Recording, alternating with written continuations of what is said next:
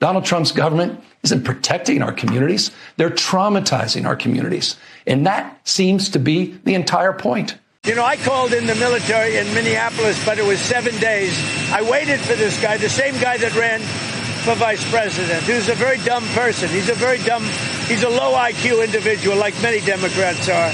At this moment, we all need to stand up and be held to account, a higher level of accountability. If you exercise your First Amendment rights, please do it peacefully. I know many of you are feeling deep anxiety, stress, and fear, but I want you to know that you are the antidote to that fear and that anxiety. What Donald Trump wants most is your fealty, your silence to be complicit in this moment. Do not give in to him.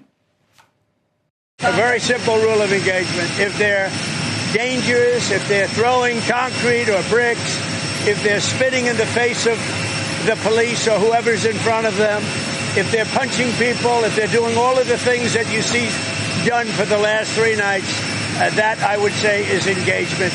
I want to save Los Angeles. And Newsom is totally incompetent. He's not going to do it. Look at the fires he had. He had fires where half the city, it seemed, burned down. What was it, 25,000 houses, all because he wouldn't take water. I released the water from the Pacific Northwest, and it came down millions of gallons a day. And it's right there right now. They'd like to send it back. There's something wrong with these people. All I want in terms of engagement, I just want to see peace. If there's peace, we get out.